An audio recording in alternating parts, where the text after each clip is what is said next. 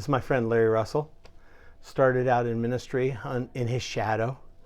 I think he's been a friend, a mentor, a pastor, but more than anything else, kind of a forerunner. And I think we'll maybe talk a little bit about that. But I think the things that you've done, Larry, have been things that I followed. I'm like 5 or 10 years behind you. In fact, where we're at right now, you started Love Inc. 10 years ago?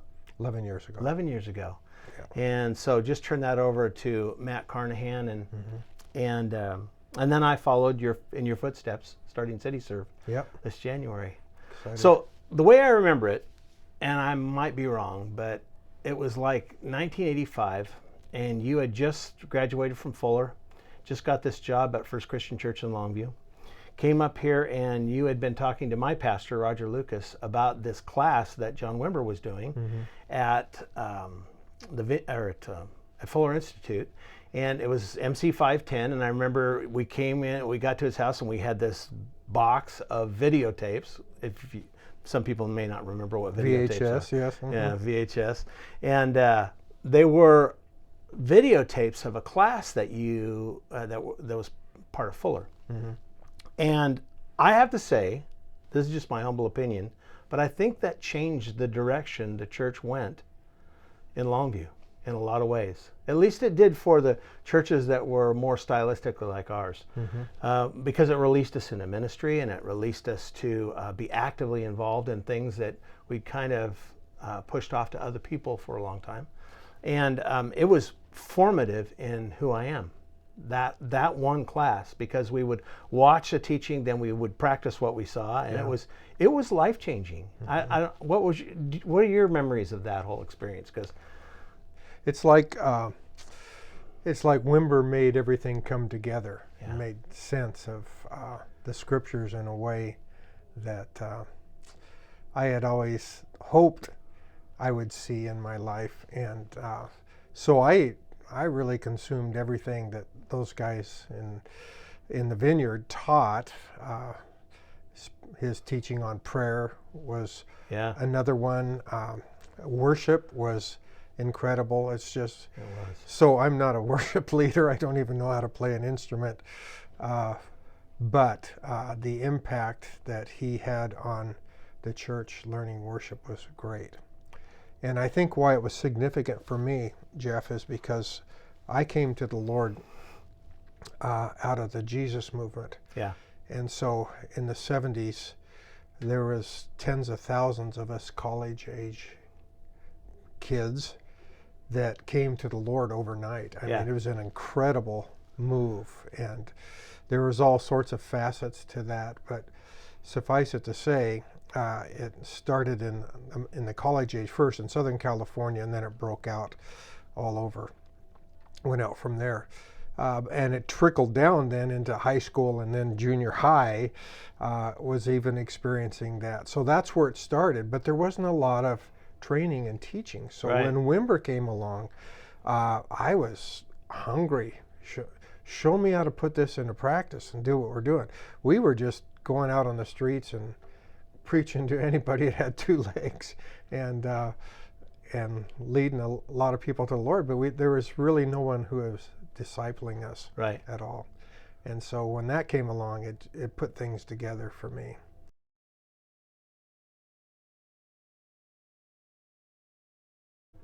I don't know if there was one point, but there's a series of experiences where the Lord kept bringing me back to this great revelation of, you don't know as much as you think you know, number one, and I have so much more to teach you, number two.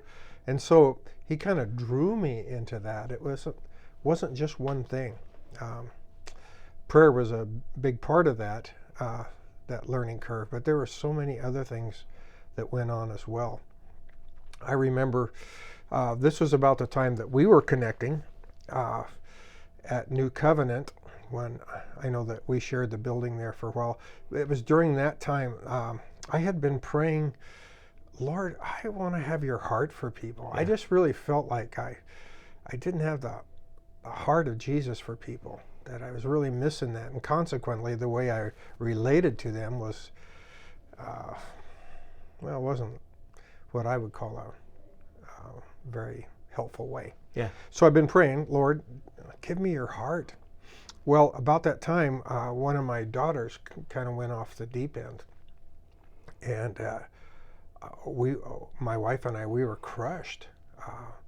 Sometimes we didn't know where she was at. Right. We didn't know if she was safe. We were helpless and powerless to intervene. And I remember during that time, being in a time in a prayer, and the Lord says, well, you asked me to give you my heart. How you're feeling about your daughter now is how wow. I feel about all my kids, the ones that are far away from me and the ones that are close. This is how I feel. So I'm giving you my heart. Totally changed me. Yeah. Totally changed how I looked at things. Now, when I saw somebody that normally might have irritated me or put me off or something like that, I kept hearing the Holy Spirit say, that's my son, or that's my daughter. I remember you saying that. I remember a specific person you said that about it. It really impacted my life when you said, you know, as rough as this person looks and as kind of annoying as they are in our midst, I still have to remember God told me that this is somebody's son and to treat him like that. Yeah.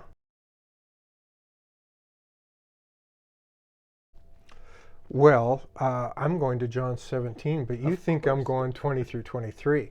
But no, I want to go to John 17, 24. Yeah.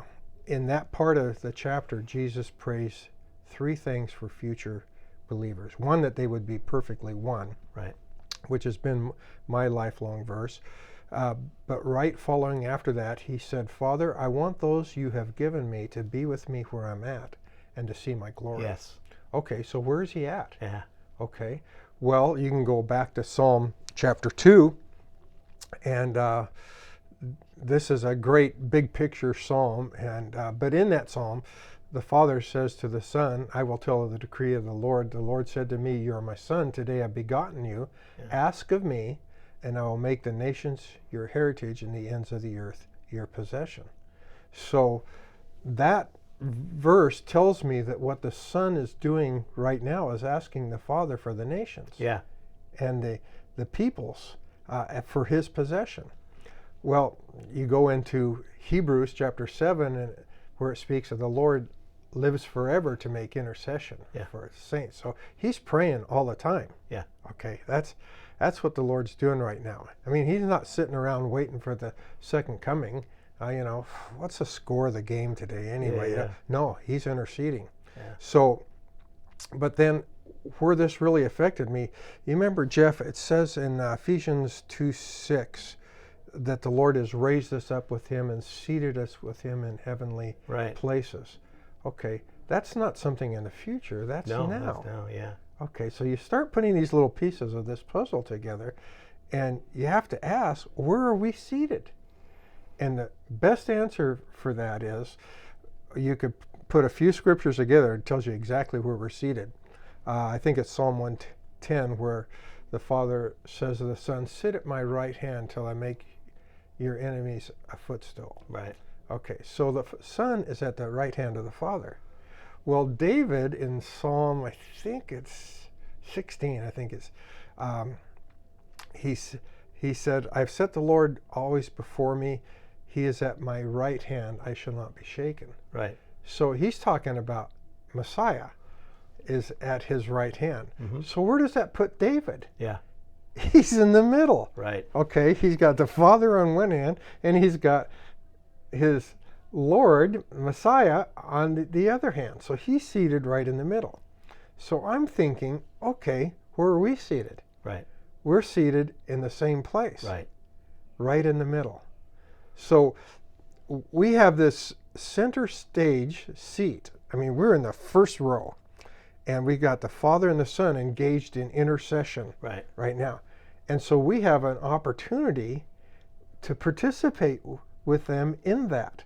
I mean, we're not far off. Right. We're at hand with that.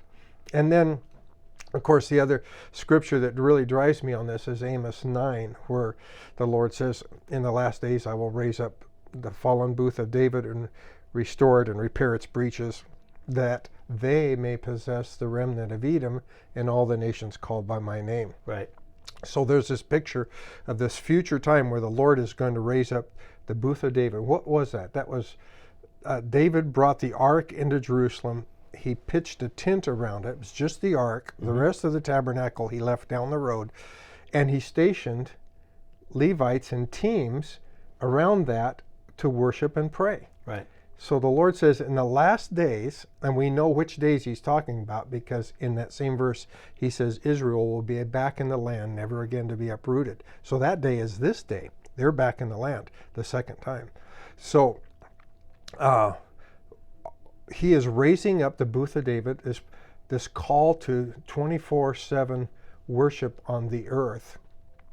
And I think when he prayed, Father, I want those you've given me to be with me where I'm at, he wanted us to know where we're seated with him, and he wanted us to engage with him Right. in the possession of the nations as his heritage and the securing of the nations from the remnant of Edom all the way around the earth.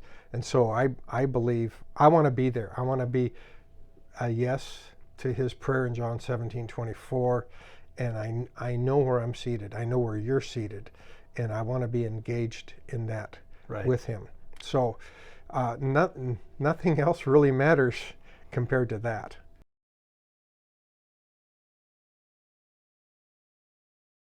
Okay, prayer moves the heart of God. It also accomplishes things in the kingdom that the king wants accomplished. Yeah. It's the doorway that opens. I saw two things going on in the COVID crisis. So anyway, what I saw happening is there was this huge spirit of division coming on the church. It's like people were caving into fear, and they were saying things about one another that appalled me. And so I thought, I want to do two things here. And so I decided that I was going to pursue as much, follow the science. I wanted to find out what people were saying who were really involved in this, and not just what the party line was concerning COVID. So I wanted to get a handle on the truth as much as I could to understand this virus, so that I could talk to people in a rational tone from a standpoint in knowing what the truth is. Right. The other thing I wanted to do, though, and it's very interesting because the Lord led me into John chapter 13, 14, 15, 16, and 17. And I kept going because that is a conversation between Jesus and the disciples the last night before he goes and is crucified. It's the Passover night. Those 5 chapters are about that night. And so what happens is the Lord starts it out in 13. He says, a new commandment that I give you, that you love one another as I have loved you. Right. By this, all men will know that you are my disciples if you have love one for another. And then everything that follows after that is how he is teaching them he's going to do that in their lives, how they are going to be that kind of people, ending up with John 17, that we are perfectly one. Yeah. I just want to take this opportunity to say thank you for all the years that you have fashioned the church to love Jesus. Because you really have. You've made some really strong attempts at bringing the church's focus back to his lordship in our lives, and loving him and intimacy with him and valuing his presence. I just want to say thank you to you. I'm just giving away what I've received. You're giving it away. I didn't arrive here that way. Yeah. I arrived here and the Lord started shaping and forming me. And he said, stay, plant. Don't uproot. There's times I wanted to quit and go away. He just would not let me go. Yeah. And I used to come home in those early days discouraged, after church, thinking I'm such a failure. We're out of here. And my wife got real smart really fast. And because she didn't like hearing that stuff, made her very insecure. But she got smart. She says, well, has the Lord told you we're leaving? No. And that put an end to it. Yeah. That was very helpful because I thought, okay, this is about me. This is about something he wants to teach me about me. Yeah. And I'm not going to run and repeat it someplace else. I'm going to stay here and be planted. Plus, Jeff, as you know, there's a huge spiritual deposit here in this city, Right. a huge spiritual destiny, unlike I've seen in most other cities. Right. And I wanted to be a part of that. Yeah. I wanted to walk that out. Didn't want to miss it. Well, we really hope today's episode was helpful. You'll find more resources and content to connect with other community leaders by going to our website, cityservecowlitz.org. So, it's been a joy to walk with you, and we'll see you soon.